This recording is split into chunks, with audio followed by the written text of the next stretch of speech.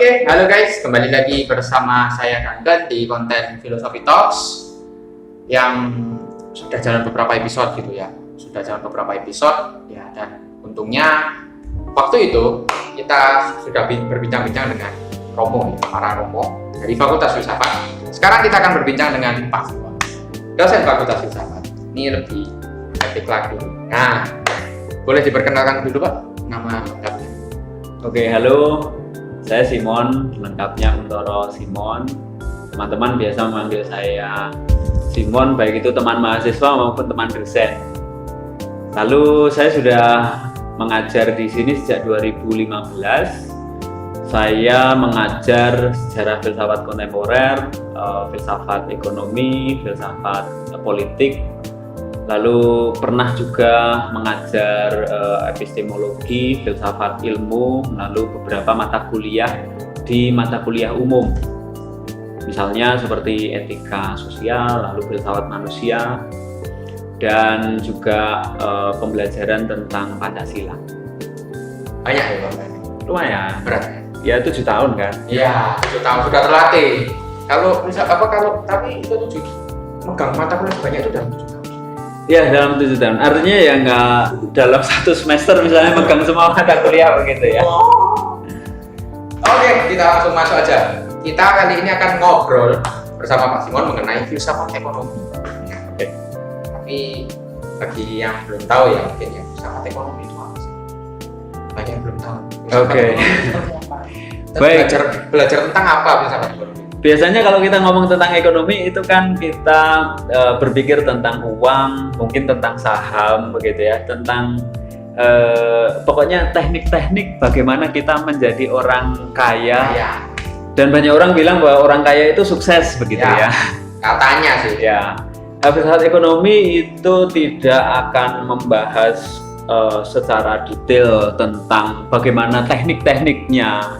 Saham itu apa, lalu berdagang itu bagaimana, bukan. Kita bicara tentang fundamen-fundamen, atau konkretnya kurang lebih begini. Kalau kita bicara tentang bagaimana caranya menjadi orang kaya, bagaimana sistem perekonomian ini berjalan begitu ya. Kita harus juga bicara tentang kepentingan setiap orang. Nah, filsafat ekonomi itu mendiskusikan tentang matriks-matriks yang saling tarik-menarik, memberi dorongan-dorongan. Dorongan untuk apa? Untuk nanti saya mengeluarkan uang, karena dengan mengeluarkan uang ini, nanti saya memperoleh apa yang saya inginkan. Itulah kepentingan-kepentingan saya. Oh, kurang lebih begitu sih. Ide besarnya kurang lebih kayak besarnya gitu. Seperti itu Ya. Jadi nggak melulu soal apa kayak ekonomi sebagaimana kita ketahui sekarang gitu loh, tapi belajar basic juga ya.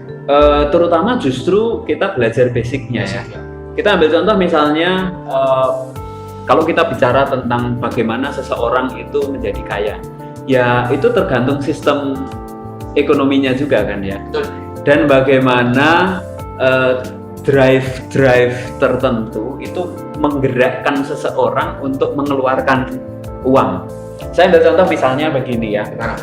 Kalau kita bicara tentang masyarakat yang sangat religius misalnya. Oke. Orang-orang yang sedang, ini kan sebentar lagi kita merayakan, kalau besok itu orang Kristen dan orang Katolik itu merayakan Paskah misalnya. Lalu sebentar lagi kita juga, ini sudah merayakan Ramadan ya. Dan kemudian kita akan merayakan Idul Fitri begitu kan. Nah, dalam perayaan-perayaan keagamaan itu kita mengeluarkan uang apa enggak? Mengeluarkan sih. Artinya kita nggak bisa mengatakan bahwa ini kan urusan religius ini, nggak ada sangkut pautnya dengan uang ini. Tetapi kalau Lebaran begitu ya, saya kan juga perantau gitu ya. Lebaran itu seperti ada kewajiban dalam hati saya harus pulang. Dan apa konsekuensinya kalau pulang, misalnya ya, rumah saya itu di Jawa Tengah, itu kalau pulang itu ya paling enggak dengan keluarga itu habis 1 juta lebih misalnya gitu kan. Intinya pulang keluar duit. Nah, artinya poin utamanya bukan sekedar bahwa saya pulang ketemu dengan keluarga lalu merayakan Idul Fitri, bukan. Betul. Tetapi sekarang saya harus cari duit di sini di Surabaya, saya berhemat, kemudian saya mengeluarkan banyak uang nanti di kampung pada saat Idul Fitri, misalnya begitu. Nah, kawan-kawan atau saudara-saudara saya di kampung yang tahu pola-pola seperti ini, mereka justru akan berhemat pada saat Idul Fitri. Kenapa? Ini adalah saat untuk mencari uang. Saatnya mencari uang. Nah, itu ketika kita bicara tentang ekonomi dalam konteks keagamaan ya. Dan Indonesia saya pikir dengan masyarakat yang sedemikian plural ini ekonomi dalam konteks agama itu bisa sangat mungkin digerakkan. Kita bicara misalnya ekonomi yang didasarkan pada ayat-ayat kitab suci misalnya begitu ya. Perputaran uang yang terjadi di masjid atau di gereja atau di tempat-tempat ibadah itu kan bukan uang yang kecil juga sebenarnya. Dan kalau misalnya kita hitung secara detail keluarga yang beragama ini setiap hari raya itu sudah menghasilkan uang berapa saja, mengeluarkan uang berapa saja ya. Sehingga dalam konteks ini juga layak untuk didiskusikan. Itu juga bahan kalau kita berdiskusi dalam konteks filsafat ekonomi. Mungkin nggak ya ekonomi digerakkan oleh keyakinan keagamaan kita misalnya. Ya, itu salah satu. Kalau gitu apa ya? Berarti tadi itu kan juga termasuk sebagai beberapa contoh konkret dalam filsafat ekonomi ya. Ya. Oke, kalau gitu misalnya kita juga sudah bahas beberapa hal. Ekonomi itu sebetulnya itu apa ya? Digerakkan oleh apa sih? Penggerak ekonomi itu apa sih? Ada banyak ya. Yang tadi saya terangkan tentu saja kita bicara tentang bagaimana keyakinan itu menggerakkan masyarakat untuk mengeluarkan uang sehingga ekonomi bisa berputar ya, begitu. Bagaimana tadi yang juga sudah disebut. Ya betul. Yang lain ekonomi juga bisa digerakkan oleh kebudayaan juga ya. Salah satunya misalnya kalau kita bicara tentang festival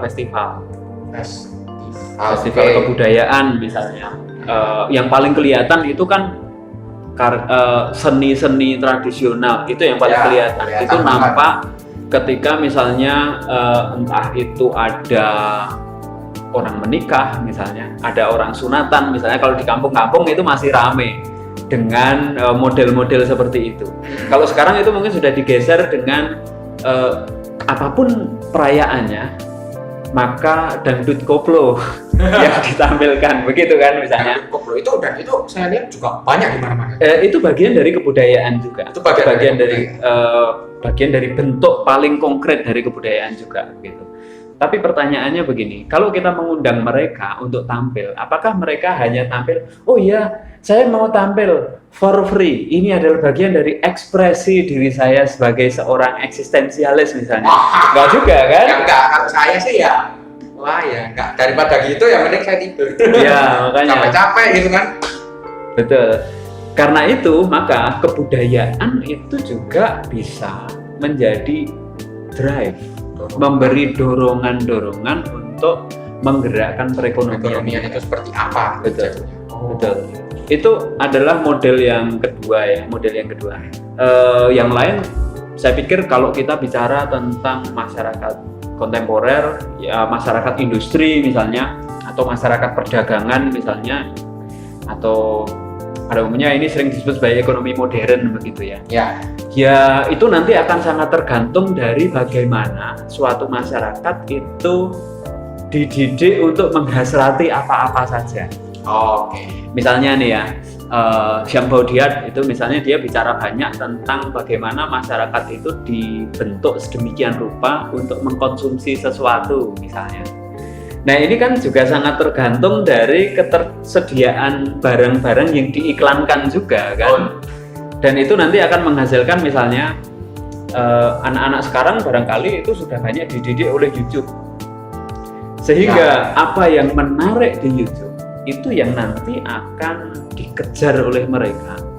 Dan baik anak-anak maupun orang tuanya gitu ya, itu akan bersedia mengeluarkan uang sebanyak apapun supaya anaknya atau keinginan-keinginan anaknya akan konsumsi ini bisa terpenuhi.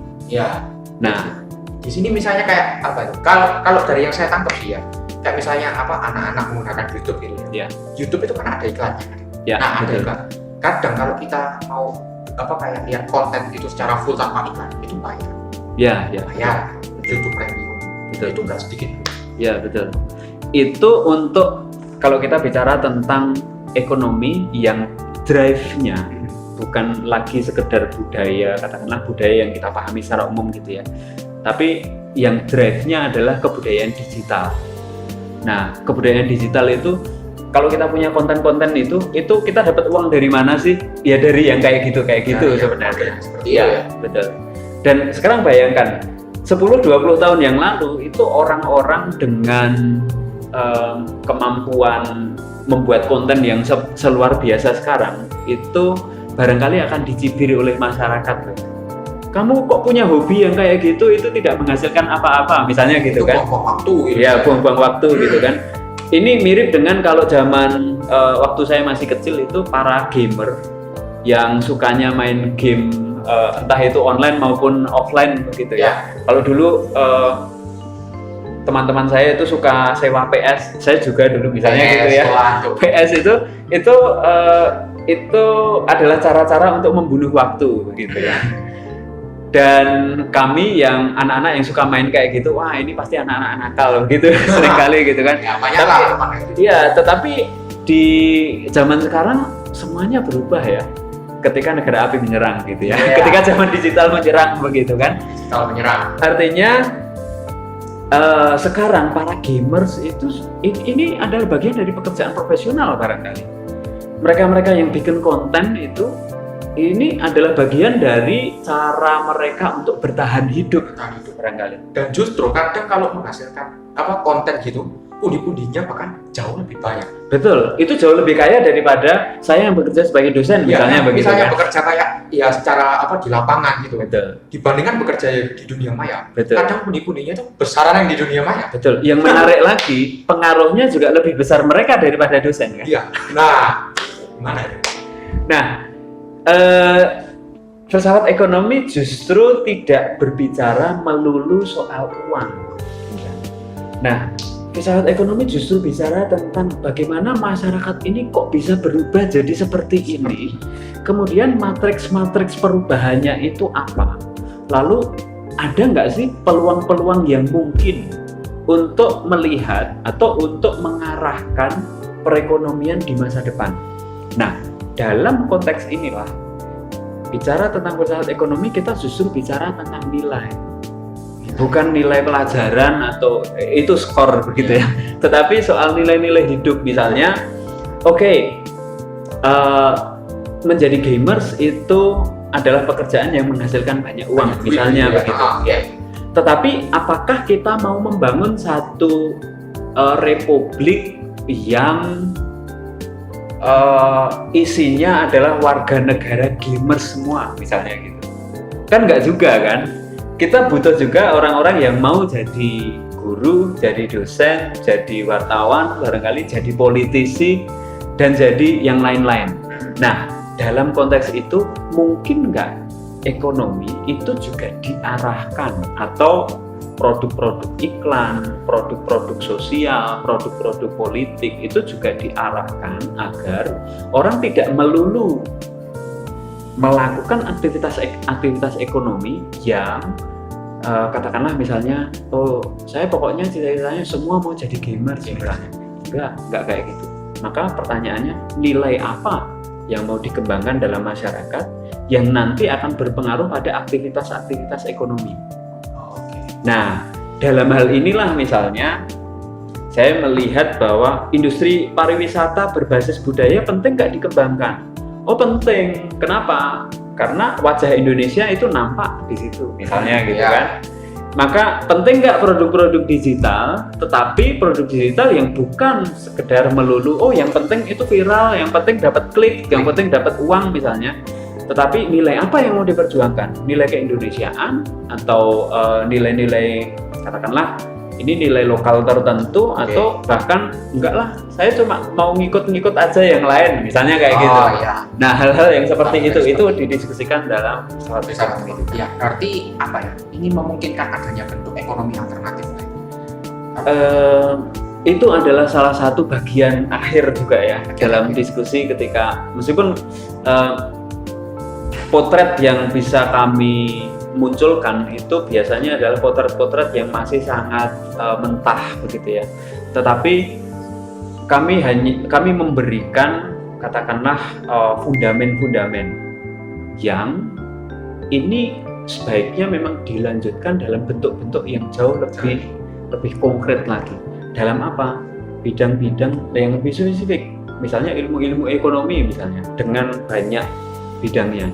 Ilmu-ilmu komunikasi misalnya yang nanti akan membentuk mindset, membentuk pendidikan karakter tertentu pada masyarakat, dan ini nanti akan sangat berpengaruh pada aktivitas ekonomi yang akan dilakukan oleh masyarakat.